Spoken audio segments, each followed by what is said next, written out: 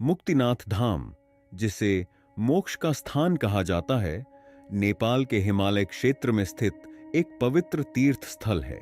यह स्थल न केवल हिंदू धर्म में बल्कि बौद्ध धर्म में भी अत्यधिक महत्वपूर्ण माना जाता है। यहाँ की यात्रा से जुड़ी धार्मिक मान्यताओं और इस पवित्र स्थल के महत्व को जानना हर भक्त के लिए आवश्यक है। मुक्तिनाथ मंदिर हिंदू धर्म के 108 दिव्य देशमों में से एक है और इसे भगवान विष्णु के 8वें अवतार के रूप में पूजा जाता है। यह मंदिर नेपाल के मुस्तांग जिले में स्थित है और समुद्र तल से लगभग 3710 मीटर की ऊंचाई पर स्थित है। पौराणिक कथाओं के अनुसार इस मंदिर में पूजा करने से भक्तों को जन्म मरण के चक्र से मुक्ति मिलती है। इसीलिए इसे मुक्तिनाथ कहा जाता है, जिसका अर्थ है मुक्ति का भगवान। मुक्तिनाथ धाम का उल्लेख विष्णु पुराण, शालिग्राम महात्म्य और महाभारत जैसे प्राचीन ग्रंथों में भी मिलता है। यहाँ पर बहने वाली काली गंडकी नदी से शालिग्राम पत्थर मिलता है, जिसे भगवान विष्णु का प्रतीक माना जाता है। यह भी माना जाता है कि यहाँ स्थित 108 जलधाराओं के नीचे स्नान करने से सभी पापों का नाश होता है और व्यक्ति को मोक्ष की प्राप्ति होती है। मुक्तिनाथ के दर्शन का महत्व धार्मिक और आध्यात्मिक दोनों ही दृष्टिकोण से अत्यधिक है। यहाँ आने वाले भक्तों का मानना है कि मुक्तिनाथ में दर्शन करने से न केवल उनके पापों का क्षय होता है, बल्कि उन्हें जीवन के सभी कष्टों से भी मुक्ति मिलती है। इस मंदिर की यात्रा हर भक्त के लिए एक आध्यात्मिक यात्रा होती है, जहां वे अपने जीवन के उद्देश्य और सच्चाई के करीब पहुंचते हैं। मुक्तिनाथ धाम न केवल हिंदुओं के लिए बल्कि बौद्ध धर्म के अनुयायियों के लिए भी महत्वपूर्ण है। बौद्ध मान्यता के अनुसार यह स्थान गुरु पद्म संभव से जुड़ा हुआ है, जिन्होंने 8वीं शताब्दी में बौद्ध धर्म का प्रसार किया था।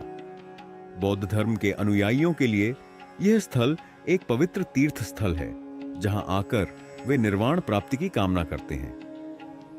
मुक्तिनाथ की यात्रा के लिए सबसे उपयुक्त समय मार्च से जून और सितंबर से नवंबर के बीच होता है। इस दौरान मौसम सुहावना होता है और यात्रा के लिए आदर्श मानी जाती है। मानसून के दौरान जुलाई और अगस्त यात्रा करना मुश्किल हो सकता है, क्योंकि भारी बारिश और भूस्खलन के कारण रास्ते अवरुद्ध हो सकते हैं। सर्दियों में दिसंबर से फरवरी यहां अत्यधिक ठंड और बर्फबारी होती है, जिससे यात्रा कठिन हो जाती है। मुक्तिनाथ धाम पहुंचने के लिए आपको पहले नेपाल के काठमांडू या पोखरा तक पहुंचना होगा। काठमांडू और पोखरा दोनों ही स्थान हवाई मार्ग से अच्छी तरह जुड़े हुए हैं। पोखरा से आप जोमसोम तक की हवाई यात्रा कर सकते हैं, जो मुक्तिनाथ के करीब का हवाई अड्डा है। जोमसोम से मुक्तिनाथ धाम तक पहुंचने के लिए आपको जीप, मोटरसाइकिल या पैदल यात्रा करनी होगी। यह यात्रा कठिन हो सकती है, लेकिन मार्ग में हिमालय की अद्वितीय सुंदरता और प्राकृतिक दृश्यों का आनंद लिया जा सकता है। जो यात्री साहसिक यात्रा करना पसंद करते हैं, वे पोखरा से जोमसोम तक ट्रेकिंग भी कर सकते हैं। इस मार्ग में आपको प्राकृतिक सौंदर्य, स्थानीय संस्कृति और हिमालय की विशालता का अनुभव करने का अवसर मिलेगा। मुक्तिनाथ धाम की यात्रा ऊंचाई और ठंड के कारण चुनौतीपूर्ण हो सकती है, इसलिए यात्रा के दौरान गर्म कपड़े, जूते, दवाइयां और जरूरी दस्तावेज साथ लेकर चलें।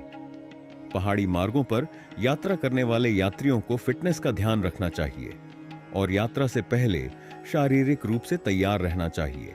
मुक्तिनाथ धाम का दर्शन करना न केवल एक धार्मिक यात्रा है, बल्कि यह एक आध्यात्मिक अनुभव भी है।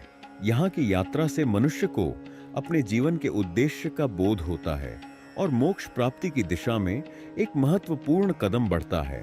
हिमालय की गोद में स्थित इस पवित्र स्थल की यात्रा कठिन हो सकती है, लेकिन इसकी पवित्रता और दिव्यता के कारण यह यात्रा हर भक्त के लिए अविस्मरणीय अनुभव होती है।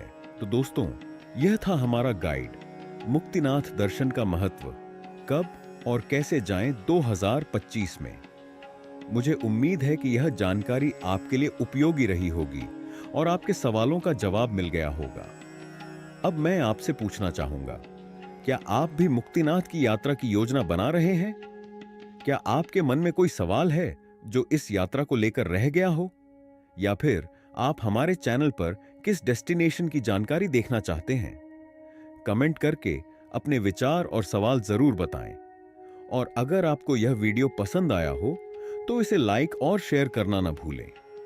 अगर आपने अभी तक चैनल को सब्सक्राइब नहीं किया है तो जल्दी से कर लीजिए, क्योंकि 2025 में घूमने के लिए और भी शानदार जगहों की जानकारी हम आपके लिए लेकर आएंगे। मिलते हैं अगले वीडियो में। तब तक के लिए सुरक्षित यात्रा करें और अपनी जिंदगी को एक नई दिशा दें। धन्यवाद।